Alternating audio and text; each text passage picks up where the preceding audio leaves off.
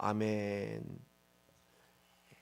오늘은 완전히 잊힌 하나님의 사람, 완전히 잊혀진 하나님의 사람이라는 제목으로 같이 말씀의 은혜를 나누겠습니다. 아마 자녀가 태어났을 때 그 갓난 아이를 이렇게 안았을 때의 감동과 느낌, 어떤 분은 조금 많이 과거로 돌아가야 되지만 그래도 그때의 그 느낌을 기억하시는 분이 있을 겁니다. 아마 굉장히 책임감도 느꼈을 거죠. 내가 이 아이한테 잘할 거다, 정말 잘 키울 거다. 지금 저도 저 앞에 선민이가 앉아있지만 선민이가 갓난아기 때는 별로 안 무거웠을 겁니다. 그래서 이렇게 안았을 때 저도 탯줄을 자르면서 좋은 것으로 해주겠다, 그런 생각을 했습니다. 그래서 예를 들어서 키울 때 분유는 어떤 게 좋은지, 남양분유, 매일 유어 뭐가 좋을지, 또 기저귀는 어떤 거를 채울지, 부모 마음은 다 똑같을 거예요. 내가 가진 경제적인 형편, 그 중에서 그것 중에서 고려해서 그래도 제일 어떤 걸로 주려고 할까요? 좋은 것으로 당연히 주려고, 최선의 것을 주려고 했습니다. 특별히 저는 그 선아 선민이를 키울 때 용인에서 살았습니다. 그럼 용인하면 아이들이 가장 가고 싶어하는 곳이 어디겠어요? 자연농원이라고 하시는 분은 많이 오래되신 분이고, 이제 이름이 에버랜드가 있죠. 그래서 에버랜드를 그 초등학교도 들어가기 전에 이제 선민이가, 그리고 선아는 이제 초등학교 저학년 때 이렇게 처음으로 데려간 적이 있어요.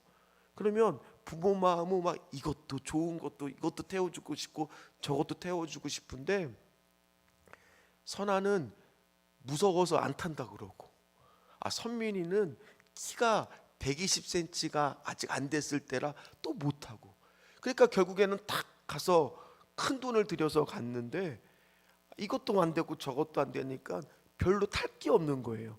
그러니까 괜히 누가 속상하냐? 아이들은 별로 속상해하지 않아요.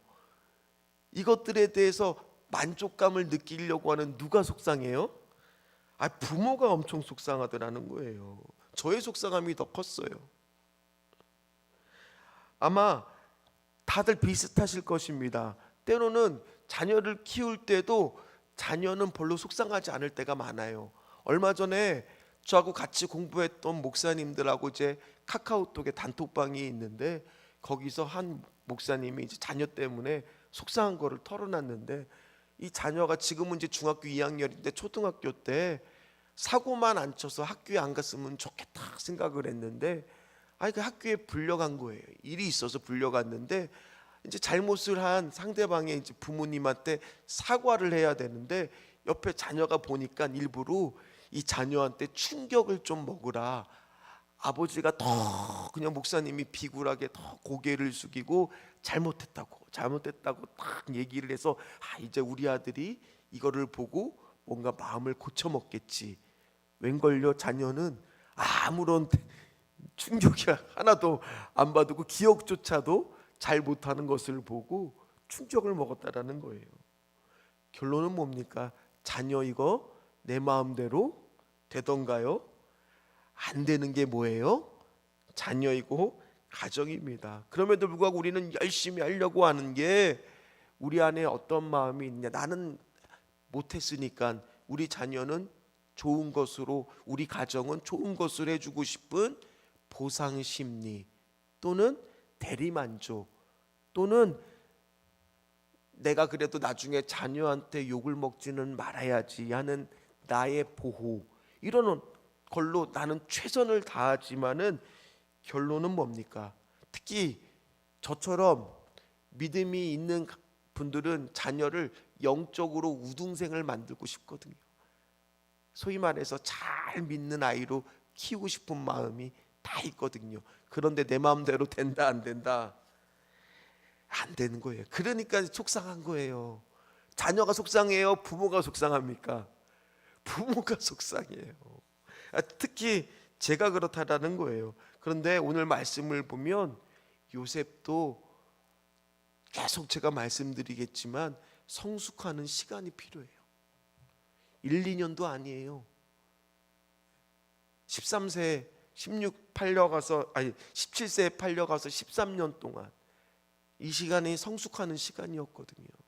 요셉도 그 시간이 필요합니다. 근데 문제는 뭐예요? 우리가 불안해서 그래요. 우리가 조바심이 나니까 자녀를 쥐잡듯이 잡으려고 하지만 자녀가 내 마음대로 되던가요? 안 되죠. 부모 보기에는 제자름 걸음하는 것 같고 방황하는 것 같지만은 그 시간이 어떤 시간이냐? 하나님께서 빚어가는 시간이라는 것을 믿으시기를 주의 이름으로 축원합니다. 그래서 우리가 저도 마찬가지로 이 자리에 서 있는 거예요. 오늘 요셉을 보십시오. 그가 한 번에 총리가 된 게 아니라니까요. 그가 그만한 믿음과 실력과 인성을 갖추는 것은요, 계속되는 하나님의 훈련의 시간을 거쳤다라는 겁니다.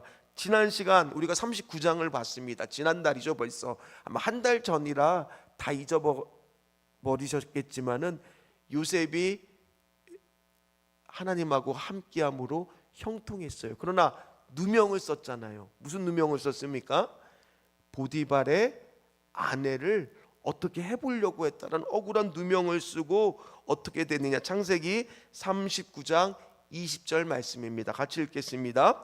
이에 요셉의 주인이 그를 잡아 옥에 가두니 그 옥은 왕의 제수를 가두는 곳이었더라. 요셉이 옥에 갇혔으나. 보디발이요, 요셉을 왕의 제수가 갇히는 곳에다가 가둬뒀어요. 그런데 성경에는 뚜렷하게 나와 있지 않지만 가만히 생각해 보면, 자, 보디발도 자기 아내의 행실을 알았을 겁니다. 평상시에 어떤 행실을 하는지를 알았을 거고요. 그리고 이 요셉이 억울하다는 것도 아마 알았을 겁니다. 왜 그걸 생각할 수 있느냐? 자, 요셉이 고귀한 신분이 아니라 그 당시에 그의 신분은 뭐예요? 노예잖아요. 근데 노예가 자기의 여주인을 건드리려고 했어요. 그러면 주인은 이게 사실이라면 당연히 어떻게 해야 정상인 거예요? 죽여야죠. 근데 죽였습니까? 안 죽였어요. 그렇다는 얘기는, 그러나 주인으로서의 자존감도 있고 보여지는 게 있기 때문에 억울하다는 것은 알지만, 그래서 그를 어디다가 가둔 거예요? 일반 수용소가 아니라 자기 집에 있는 왕의 제수가 가두는 일종의 정치범 수용소에다가 가둬둔 거예요. 그런데 그날 다른 제수가 어느 날 들어옵니다. 4절부터 7절까지의 말씀을 한번 같이 읽어보도록 하겠습니다. 친위대장이 요셉에게 그들을 수종들게 하매 그들이 갇힌 지 여러 날이라. 옥에 갇힌 애굽 왕의 술 맡은 자와 떡 굽는 자 두 사람이 하룻밤에 꿈을 꾸니 각기 그 내용이 다르더라. 아침에 요셉이 들어가 보니 그들에게 근심의 빛이 있는지라. 요셉이 그 주인의 집에 자기와 함께 갇힌 바로의 신하들에게 묻되 어찌하여 오늘 당신들의 얼굴에 근심의 빛이 있나이까. 우리가 너무나 잘 아는 말씀일 겁니다. 술 맡은 자, 떡이지만은 실제로는 빵 굽는 자겠죠. 빵 굽는 자 두 사람이 이제 왕의 최측근이 감옥에 갇힙니다. 그런데 오늘 4절 말씀에 보면 그들을 수종들게 하매 요셉이 그들을 섬겼더라라는 말이 나옵니다. 이 말은 예전에 어떤 말과 똑같은 원어가 쓰였느냐 하면, 원래 어렸을 때 요셉이요, 형들을 채색 옷을 입고 어떤 역할을 했어요? 감시를 했거든요. 형들이 잘하는지 못하는지를 감시했다가 잘못한 게 딱 걸리면 어떤 일을 했습니까? 아버지한테 가서 고자질을 했어요. 그런데 오늘 그 똑같은 단어가 쓰이는데 번역할 때는 뭘로 쓰였느냐? 수종들게 했다라고 해요. 그 얘기는 사실은 이 부분을 어디가 잘 번역했느냐, 현대인의 성경을 보면은 번역이 오히려 더 잘 됐습니다. 제가 한번 읽어드리겠습니다. 그리고 경호대장은 그들을 요셉에게 맡겨 요셉이 그들을 보살피도록 하였다. 그러니까 맡겼다란 뜻이에요. 그러니까 맡겼다란 뜻 안에는 뭐도 있는 거예요? 감시도 해봐라. 그런데 요셉은 감시한 것이 아니라 어떻게 했습니까? 전에처럼 철없었을 때처럼 막 잘못한 것을 보고 형한테 고자질한 게 아니라 오히려 그들을 잘 섬겼어요.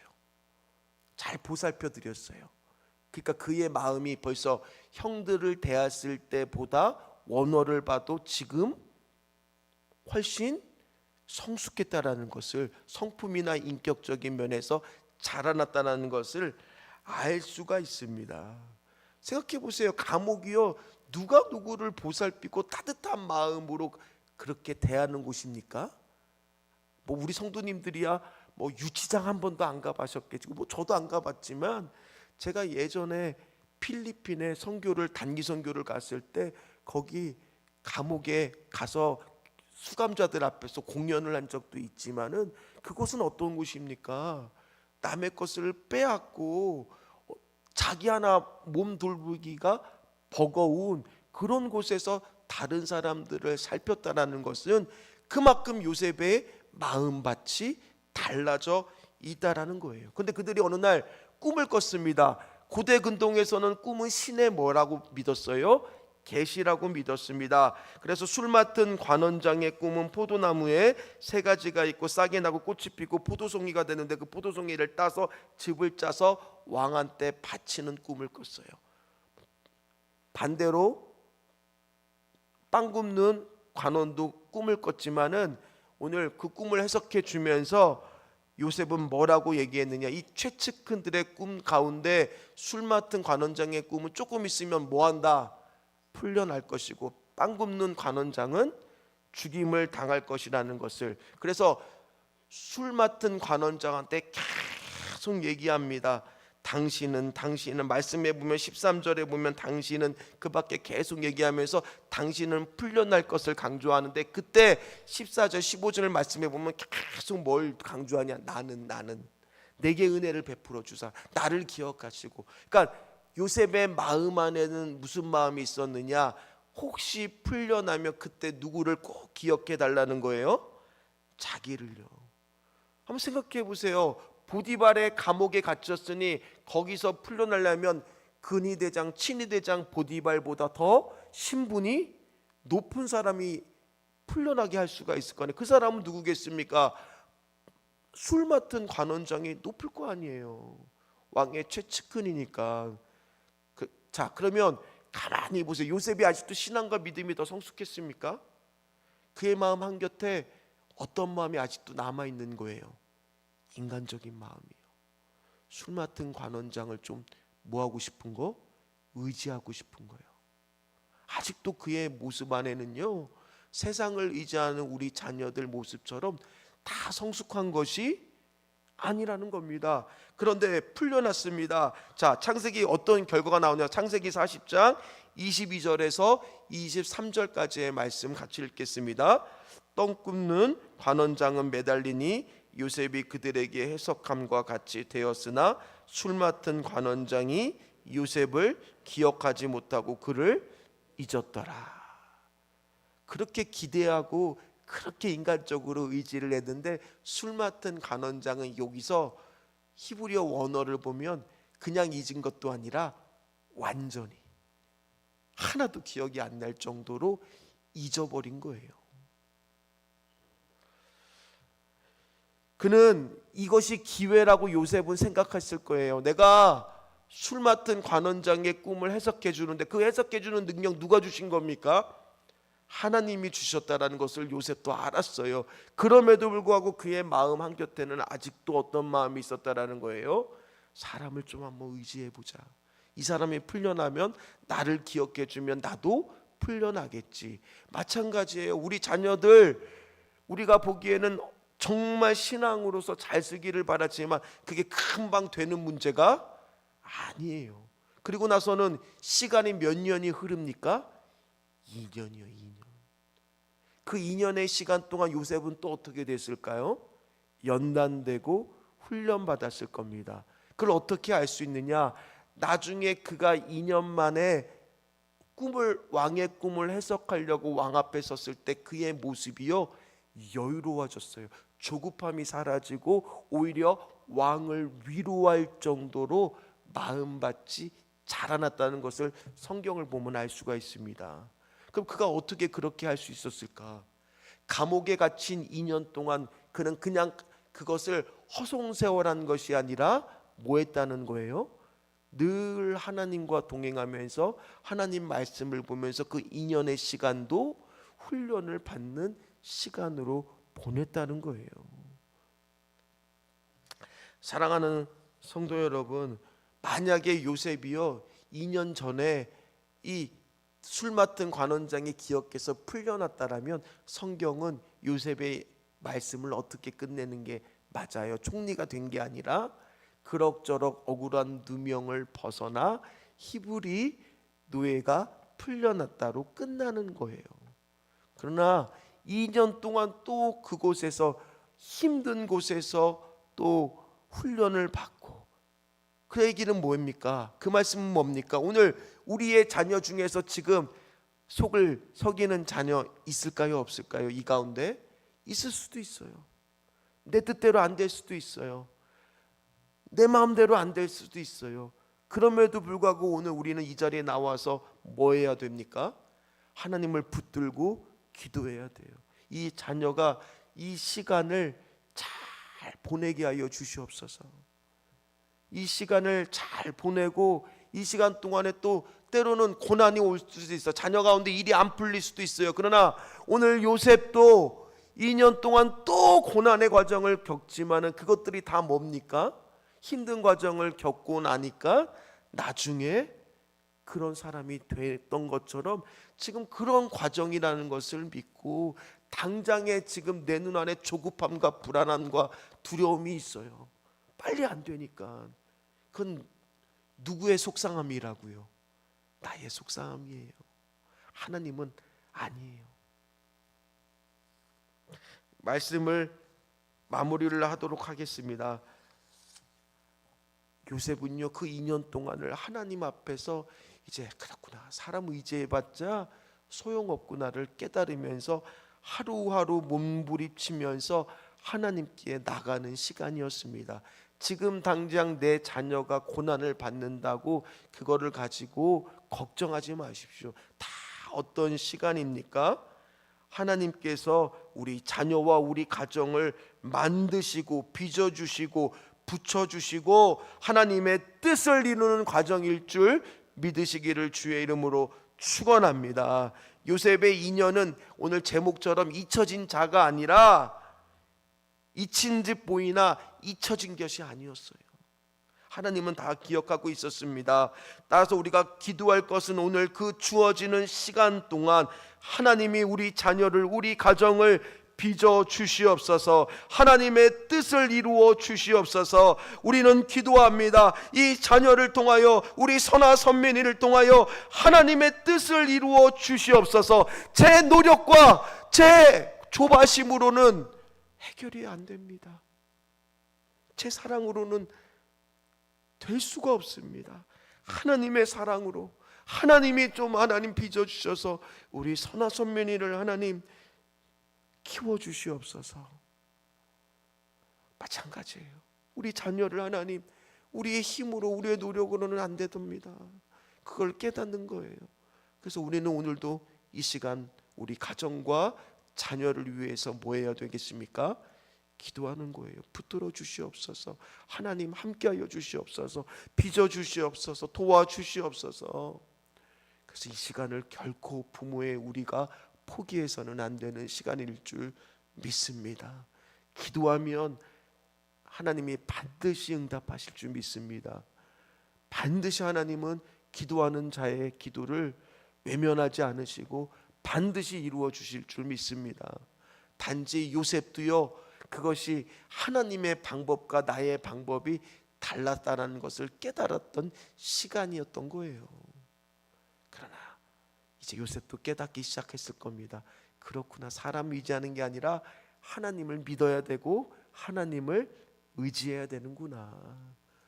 그런 과정이 반드시 필요하다는 것을 기억하시고 오늘 기도하실 때, 자녀를 위해 기도하실 때 하나님 우리 가정을, 우리 자녀를 하나님의 뜻을 이루어까지 빚어 주시옵소서. 조바심 내지 않게 하여 주시옵소서. 우리 그렇게 기도하시는 저와 여러분 되시기를 주의 이름으로 축원합니다. 축원합니다. 같이 찬양하겠습니다.